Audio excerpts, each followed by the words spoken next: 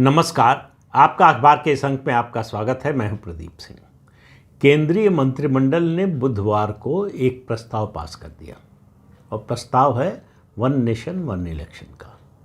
आपको मालूम है कि मोदी सरकार ने अपने दूसरे कार्यकाल के आखिरी दिनों में एक कमेटी बनाई थी पूर्व राष्ट्रपति रामनाथ कोविंद की अध्यक्षता में, और उस कमेटी ने जितने भी देश के राजनीतिक दल हैं, राष्ट्रीय पार्टी की मान्यता वाले, राज्य की पार्टी की मान्यता वाले, रजिस्टर्ड और रिकॉग्नाइज्ड जितने दल हैं, उनमें से सभी को बुलाया और ज़्यादातर ने उसका जवाब दिया।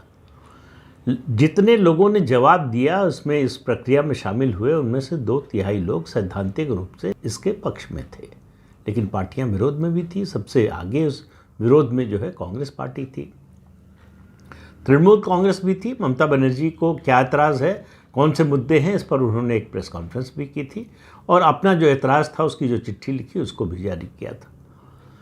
अब ये वन नेशन वन इलेक्शन का मुद्दा जो है कैबिनेट से पास हो गया है और अगले सत्र में ये संसद में इससे संबंधित विधेयक पेश हो सकता है। अब ये बड़ा पेचीदा मामला है, इसमें बहुत सारे कानूनों में संशोधन करना पड़ेगा। सभी विधानसभाओं के और लोकसभा के चुनाव एक साथ होंगे और 100 दिन बाद स्थानीय निकाय और पंचायत के चुनाव होंगे। तो सबसे बड़ा सवाल तो यही है कि जिन विधानसभाओं का कार्यकाल बचा हुआ है उनका क्या हो। उनके बारे में किसी विधानसभा का जिसका कार्यकाल 2029 से पहले ख़त्म हो रहा है उसको बढ़ा दिया जाएगा, जिसका कार्यकाल जो है बचा हुआ है वो खत्म हो जाएगा। तो सबका 2029 में एक साथ चुनाव हो जाएगा। एक सवाल जो ममता बनर्जी ने उठाया था और बड़ा वैलिड प्रश्न था, बहुत से राजनीतिक दलों के मन में प्रश्न था कि भाई सवाल ये है कि अगर मध्यावधि चुनाव हो गए या तो लोकसभा के या राज्यों में, फिर ये क्रम तो टूट जाएगा। उसके लिए जो सुझाव दिया गया है इस कमेटी की ओर से कि अगर मध्यावधि चुनाव की नौबत आती है, वो चाहे लोकसभा की हो चाहे विधानसभा की, तो जितना कार्यकाल बचा है उतने कार्यकाल के लिए ही चुनाव होगा, जिससे ये क्रम टूटने ना पाए, ये क्रम बना रहे। अब इसके पक्ष में भी हैं लोग, इसके खिलाफ भी हैं लोग। पक्ष में सबसे बड़ी बात यह है कि देश में एक बार चुनाव होगा तो जो हर साल हर 8 महीने 6 महीने पर चुनाव होता है, आचार संहिता लगती है, काम रुक जाता है, विकास की परियोजनाएं रुक जाती हैं, वो सब नहीं होगा। बड़े पैमाने पर खर्च बचेगा सरकार का और पार्टियों का भी। जो एतराज़ करते हैं, जैसे ममता बनर्जी का जो एतराज़ था उसकी बात बता दूं, वो उनका तर्क इसी को लेकर था कि मध्यावधि चुनाव पर क्या होगा। तो वो समिति की सिफारिश में बड़ा स्पष्ट है कि क्या होगा। दूसरा, जो विपक्ष में जो विरोध कर रहे हैं इसका, और कुछ उसमें क्षेत्रीय दल भी हैं, उनका कहना है कि राष्ट्रीय दल जो है वो अपना वर्चस्व स्थापित कर सकता है, यानी राष्ट्रीय मुद्दे हावी हो सकते हैं और क्षेत्रीय मुद्दे गौड़ हो जाएंगे। कुछ लोग ऐसे भी हैं जिनका कहना है कि राष्ट्रीय चुनाव भी स्थानीय हो जाएगा, लोकल हो जाएगा, लोकल मुद्दे ज़्यादा हावी हो जाएंगे। तो ये ऐसी स्थिति नहीं है कि किसी एक को फ़ायदा हो। और अभी भी कई राज्यों में लोकसभा विधानसभा चुनाव साथ साथ होते हैं। 2019 का उड़ीसा विधानसभा का चुनाव देखिए, बीजेपी ने लोकसभा में बहुत अच्छा किया, उसी चुनाव में विधानसभा में बीजू जनता दल ने प्रचंड बहुमत हासिल किया। तो एक चीज़ होती है स्प्लिट वोटिंग। तो हमारे देश का मतदाता जानता है कि किन लोगों को राज्य की जिम्मेदारी सौंपनी है और किन को केंद्र सरकार की जिम्मेदारी सौंपनी है। ये पार्टियों के मन में इसको लेकर संदेह हो सकता है, भ्रम हो सकता है, मतदाता के मन में नहीं है। तो ये बात सही है कि ये ऐसा मुद्दा है जिसमें किसी को फ़ायदा होगा, किसी को नुकसान होगा। तो ये कुल मिलाकर जो है फ़ायदा नुकसान एक तरह से बराबर हो जाएगा। जहाँ किसी को नुकसान होगा दूसरी जगह उसको फ़ायदा हो जाएगा। क्षेत्रीय दलों को फ़ायदा ये होगा कि जो है उनके स्थानीय मुद्दे जो है प्रभावी हो सकते हैं, राष्ट्रीय दल को ये होगा कि उसके राष्ट्रीय मुद्दे प्रभावी हो सकते हैं। तो ये जो है जब 1952 में शुरू हुआ था, 52, 57, 62 और 67 तक ये चुनाव हुआ। इस बीच में केवल एक अपवाद था केरल का। केरल में 1959 में इंदिरा गांधी के दबाव में जवाहरलाल नेहरू की सरकार ने CPM की सरकार को बर्खास्त कर दिया था, भंग कर दिया था और राष्ट्रपति शासन लगा दिया था। वरना 67 तक जो है लोकसभा विधानसभा चुनाव साथ हो रहे थे। 1971 में लोकसभा का मध्यावधि चुनाव करा दिया इंदिरा गांधी ने, तब से ये क्रम टूट गया और उससे पहले 71 से पहले 69 में, 67 से 69 के बीच में राज्यों में कई सरकारें गिरी, समवित सरकारें बनी, तो वहाँ भी राष्ट्रपति शासन लगे या वैकल्पिक सरकार बनी, वो भी ज़्यादा समय नहीं चली, तो ये सिलसिला चलता रहा। तो ये ऐसा नहीं होने जा रहा है कि भारत में ये कभी हुआ नहीं। तो 52, 57, 62, 67 4 लोकसभा चुनाव में विधानसभा लोकसभा चुनाव साथ हो चुके हैं। तो इसलिए ये ऐसी कोई व्यवस्था नहीं है जिसको आजमाया न गया हो, जिसके फायदे नुकसान पता ना हो। एक बात। दूसरी, लॉजिस्टिक्स की बात उठाई जाती है। इतनी बड़ी संख्या में जो है ईवीएम्स की ज़रूरत पड़ेगी, कैसे बनेगी? जो भारत हथियार का आयातक था, इंपोर्टर था, वो अब जो है बड़ा एक्सपोर्टर बन गया है। इतनी चीज़ें बन रही हैं, हम मोबाइल इक्विपमेंट बनाने में दुनिया में नंबर 1 की स्थिति में आ गए हैं। तो ऐसे ऐसे बहुत सारे उदाहरण दे सकता हूँ। तो ये सब कोई बड़ा मुद्दा नहीं है। चुनाव जो ये होगा 2029 से इसका सिलसिला शुरू होगा और एक ही वोटर लिस्ट होगी। अभी आपने देखा होगा कि हर चुनाव में लोकसभा में अलग वोटर लिस्ट होती है, विधानसभा में अलग होती है, स्थानीय निकाय और पंचायत चुनाव में अलग वोटर लिस्ट होती है। किसी को पता चलता है कि लोकसभा में नाम था लेकिन विधानसभा में नाम कट गया। वो स्थिति नहीं आने वाली है। लेकिन मैं बात आज जो कर रहा हूँ वो केवल वन नेशन वन इलेक्शन की नहीं कर रहा हूँ। मैं बात उससे इतर कर रहा हूँ, उससे बड़ी बात कर रहा हूँ। और उस बात को समझने के लिए आपको 2024 का जो लोकसभा चुनाव का नतीजा है उसके संदर्भ में देखना पड़ेगा। संदर्भ वही है। 2024 में भारतीय जनता पार्टी जो 2019 में 303 सीटें जीती थी लोकसभा की, 24 में घटकर उसकी 240 हो गई। देखिए, जब सबसे शक्तिशाली व्यक्ति कमज़ोर होता हुआ दिखता है तो बाहर के दुश्मनों को तो अवसर नज़र आता ही है। अंदर के जो दुश्मन हैं, या दुश्मन ना कहना चाहें, विरोधी हैं, उनको भी लगता है कि यही मौका है, इसी समय हमला करना चाहिए। इसी समय हमला करने से और कमज़ोर किया जा सकता है या गिराया जा सकता है।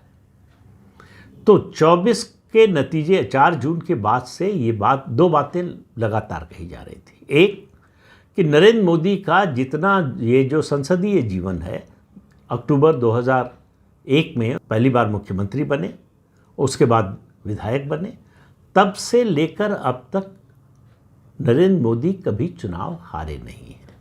ना अपना चुनाव, ना ही जो विधानसभा में मुख्यमंत्री के रूप में लड़ा या लोकसभा में प्रधानमंत्री के रूप में लड़ा। उसके अलावा ये बात कही जा रही थी उनके विरोधियों और उनकी पार्टी के अंदर उनके तमाम समर्थकों में, जो समर्थक हैं कहने को पार्टी में हैं, एक हैं, लेकिन अंदर से उनका विरोध करते हैं कि नरेंद्र मोदी को गठबंधन की सरकार चलाने का कोई अनुभव नहीं। गुजरात में मुख्यमंत्री रहे तो पूर्ण बहुमत की सरकार चलाई। 2014 और 2019 में लोकसभा में राष्ट्रीय स्तर पर सरकार बनाई, प्रधानमंत्री बने तो पूर्ण बहुमत की सरकार चलाई। पहली बार वो गठबंधन की सरकार चलाने जा रहे हैं, इसका अनुभव नहीं है, इसलिए चला नहीं पाएंगे। ऐसी चुनौती जब भी आई है नरेंद्र मोदी के सामने, वो और ज़्यादा ताकतवर होकर उभरे हैं।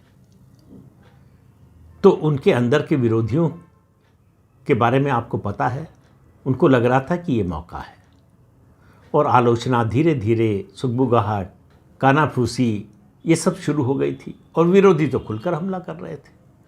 राहुल गांधी देश से लेकर विदेश तक कहते घूम रहे थे कि हमने साइकोलॉजिकली नरेंद्र मोदी को डिस्ट्रॉय कर दिया है। उनका वो कॉन्फिडेंस चला गया है। पहले जो है आते थे तो सीना चौड़ा करके आते थे सदन में, अब उनके कंधे झुके हुए होते हैं। इस तरह की तमाम बातें कही जाती थी। पार्टी के अंदर लोगों का कहना था कि अब वो जिस तरह से उन्होंने पहले काम कर लिया नहीं कर पाएंगे। जिस तरह से नोटबंदी, जीएसटी, बालाकोट एयर स्ट्राइक का मामला हो, या इस तरह के जो भी फैसले किए, उस तरह से अब काम नहीं कर पाएंगे। ये जो कह रहे थे वो दरअसल अभी तक दुर्भाग्य है कि नरेंद्र मोदी के स्वभाव को समझ नहीं पाए थे कि वो किस मिट्टी के बने हैं, इसका उनको अंदाज़ा नहीं है। तो पहला जो उनकी ओर से जवाबी वार हुआ वो वक्फ पर विधेयक आया, संशोधन विधेयक आया, तो जेपीसी को चला गया। तो लोगों ने हार गए, देखिए मजबूरी में हार कर जो है जेपीसी में चला गया। बहुत सारे मोदी समर्थक कहने लगे कि ये तो खाली बहाना था, इनको लाना वाना नहीं था, इनको संशोधन करना नहीं था, कानून बनाना नहीं था, इनको भी मालूम था कि पास नहीं करवा पाएंगे, इसलिए जेपीसी में भेज दिया, तो ये केवल दिखाने के लिए था। विपक्ष बड़ा खुश था कि देखिए जेपीसी में भिजवा दिया। अगर जेपीसी में किसी विधेयक का जाना सरकार की हार है तो मुझे लगता है कि कांग्रेस के ज़माने में जितनी जेपीसी बनी या सेलेक्ट कमेटी को जो भी बिल गए वो तो सब फिर उस सत्ताधारी पार्टी उस समय की जो थी उसकी हार कहे जाएंगे। ये संसदीय नियम है, परंपरा है, इसका फ़ायदा भी है। फ़ायदा ये है कि जब भी कोई मुद्दा सेलेक्ट कमेटी में या जॉइंट पार्लियामेंट्री कमेटी में जाता है तो उसके अंदर अगर विवादित मुद्दा हो तो उसके अंदर का पूरा जहर निकल जाता है। जिसको उसके विरोध में जितना बोलना होता है उस कमेटी की बैठकों में बोल लेता है, जिसको लिखित में देना होता है लिखित में दे देता है, जो सहमत नहीं है वो अपना डिसेंट नोट दे देता है। तो वो अपने समर्थकों के बीच में अपनी कॉन्स्टिट्यूंसी में बता देता है कि देखिए हमारा स्टैंड ये था, हम झुके नहीं और ये हमने स्टैंड अपना बरकरार रखा। तो संसद में जब वो विधेयक आता है तो उसके खिलाफ बोलने के लिए उनके पास ज़्यादा कुछ रह नहीं जाता, इसलिए सरकार को उसे पास कराने में ज़्यादा आसानी हो जाती है, क्योंकि उसमें कुछ डिसेंट नोट के अलावा और कुछ होता नहीं है। तो नरेंद्र मोदी ने वक्फ बिल इसलिए नहीं भेजा कि उसको ठंडे बस्ते में डाल देना था। अभी 2-3 दिन पहले केंद्रीय गृह मंत्री अमित शाह ने कहा भी है कि वक्फ संशोधन विधेयक जो है जल्दी ही पास होगा और इस बात की पूरी संभावना है कि संसद के शीतकालीन सत्र में ये विधेयक पास हो जाएगा। इसमें बहुत से लोगों का विरोध है, ऐतराज़ है, उन सब पर विचार किया जाएगा और सरकार जो फैसला करेगी उसके अनुसार उसे संसद से पास कराएगी, कानून में संशोधन कराएगी। नया कानून नहीं बन रहा है। 1995 में जो नरसिम्हा राव के समय कानून बना था उसमें संशोधन हो रहा है, करीब 42 या 44 संशोधन हो रहे हैं। और उन संशोधनों के बाद जो उस कानून में जहर भरा गया था, सांप के जहर को जो है मतलब उसको विषहीन कर दिया जाएगा। वो कानून रहेगा, उसमें डसने की क्षमता नहीं रह जाएगी। ये सामान्य शब्दों में अगर समझाना हो तो ये कहा जा सकता है। तो वक्फ संशोधन विधेयक लोकसभा से पास होगा, इसमें कोई संदेह नहीं है। अब इस विधेयक की बात देखिए, इस विधेयक को लागू होना है 2029 में, तो सरकार को कोई जल्दी नहीं है। ये विधेयक संसद में पेश होगा और मुझे पूरी उम्मीद है कि ये भी जेपीसी को चला जाएगा या सेलेक्ट कमेटी को चला जाएगा और व्यापक जो है विचार विमर्श होने से सरकार को ही अल्टीमेटली फ़ायदा होता है। मेरा अब भी मानना है कि जो तीनों कृषि कानून थे वो सीधे पास होने की बजाय सेलेक्ट कमेटी या जेपीसी से आए होते और पास होते तो शायद इतना विरोध करने का मौका उसके विरोधियों को न मिलता। लेकिन अब वो अतीत की बात हो गई, उसको छोड़ देते हैं। देखिए, इस कानून पर दृढ़ प्रतिज्ञ है सरकार, ये लंबे समय से बता रही है, पार्टी के मैनिफेस्टो में भी था और नई लोकसभा के गठन के बाद जब दोनों सदनों के संयुक्त अधिवेशन को राष्ट्रपति द्रौपदी मुर्मू जी ने संबोधित किया तब भी उसमें वन नेशन वन इलेक्शन का जिक्र था। तो उस समय लोग मजाक उड़ा रहे थे कि सपनों की दुनिया में जी रहे हैं। अरे अब बात वो भूल जाइए, 303 सीट वाली सरकार नहीं है, ये 240 सीट वाली सरकार है। और कांग्रेस पार्टी कहने लगी कि ये सरकार कितने दिन चलेगी पता ही नहीं है, कब गिर जाएगी पता नहीं है और हम इसको चलने नहीं देंगे। और नितिन गडकरी तो कह रहे हैं इसको बनने ही नहीं देना था विपक्ष को। नितिन गडकरी के बारे में विपक्ष को अंदाज़ा था कि अगर किसी को फोड़ा जा सकता है तो इस व्यक्ति को फोड़ा जा सकता है, तो उसी पर डोरे डालने की कोशिश की। लेकिन नितिन गडकरी महत्वाकांक्षी हो सकते हैं, राजनीतिक रूप से नासमझ नहीं है। उनको भी मालूम था कि अगर प्रधानमंत्री बनने के लिए उनका समर्थन लेंगे तो यहाँ से समर्थन देने वाले 5 सांसद भी नहीं होंगे और उनके अपने प्रदेश महाराष्ट्र से शायद ही कोई सांसद उनके समर्थन में आता। तो इसलिए उनको पता था कि इसका नतीजा क्या होने वाला है। इसलिए नहीं कि उनकी महत्वाकांक्षा नहीं थी, इसलिए नहीं कि वो बनना नहीं चाहते थे। मैंने पिछले वीडियो में कहा था, आज फिर कह रहा हूँ कि आखिर 303 सांसद थे पिछली लोकसभा में बीजेपी के, सिर्फ नितिन गडकरी को क्यों अप्रोच किया कांग्रेस पार्टी के नेताओं ने या इंडी गठबंधन के नेताओं ने। तो इससे आप समझ लीजिए किसको वो कमज़ोर कड़ी मानते थे कि किसको तोड़ा जा सकता है, किस पर काम करना चाहिए। तो जब आप अपने विरोधी के खिलाफ रणनीति बनाते हैं तो उसकी कमजोरी ढूंढते हैं। तो इन लोगों को लगा कि भाजपा की कमजोरी नितिन गडकरी है, लेकिन आज का मुद्दा नितिन गडकरी नहीं है। आज का मुद्दा ये है कि मोदी ने ये बताया कि 303 सीटें हों या 240 हों, काम तो इसी तरह से करेंगे। किसी फिल्म का डायलॉग है, मुझे याद नहीं किस फिल्म का था, किसने बोला था कि हम तो ऐसे ही हैं। तो नरेंद्र मोदी का भी कहना है कि हम तो भैया ऐसे ही हैं और ऐसे ही काम करते थे, ऐसे ही काम कर रहे हैं और ऐसे ही काम करते रहेंगे। जिस मुद्दे के बारे में हमारा कन्विक्शन है, हमारा भरोसा है कि ये देश हित में है, उससे पीछे नहीं हटेंगे। वरना अगर बहुमत की संसद में अपने समर्थक सदस्यों की चिंता की होती तो 370 लाते क्या? अनुच्छेद 370 को शिथिल करने का प्रस्ताव आता क्या? 35A हटाने का प्रस्ताव आता क्या? जीएसटी का प्रस्ताव आता क्या? तो लोकसभा में उस समय भले ही बहुमत था, राज्यसभा में तो बिल्कुल नहीं था। बड़ी संख्या की दृष्टि से बड़ी दयनीय स्थिति थी। विपक्ष ने उस समय अपने सबसे घटिया व्यवहार का प्रदर्शन किया जब राष्ट्रपति के अभिभाषण में राज्यसभा से संशोधन प्रस्ताव पास कराए, क्योंकि राज्यसभा में विपक्ष का बहुमत था। तो विपक्ष किस हद तक जा सकता है इसका अंदाजा आप लगा सकते हैं। वो संशोधन प्रस्ताव से सरकार गिरने वाली नहीं थी, सरकार पर कोई असर पड़ने वाला नहीं था, लेकिन उनको वो विश्वमन करना था और उन्होंने किया।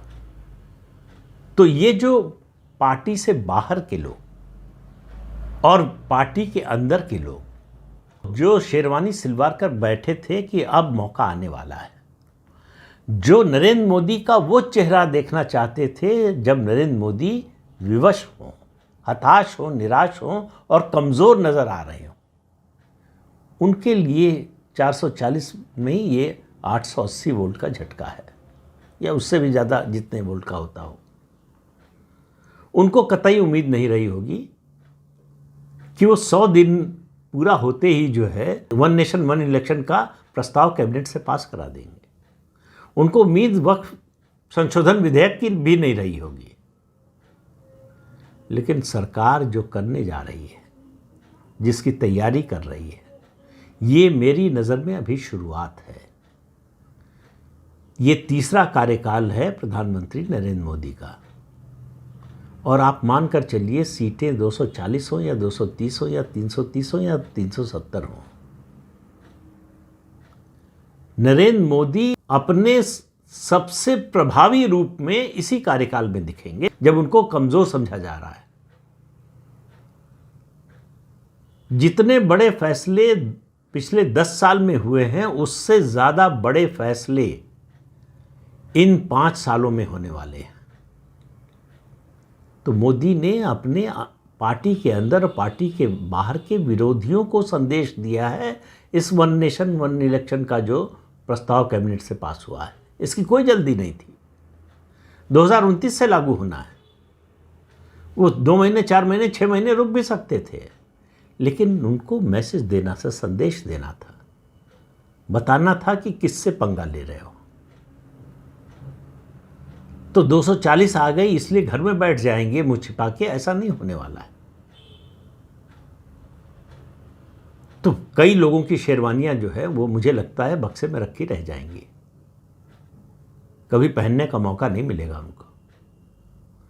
और जो नरेंद्र मोदी का वो चेहरा देखना चाहते थे, उनका सपना सपना ही रह जाएगा। तो इस अंक में इतना ही। अगले अंक में फिर मिलेंगे किसी नए मुद्दे के साथ। तब तक के लिए अनुमति दीजिए। आपसे अनुरोध है कि चैनल देखिए, शेयर कीजिए, लाइक कीजिए और सब्सक्राइब जरूर कीजिए। नमस्कार।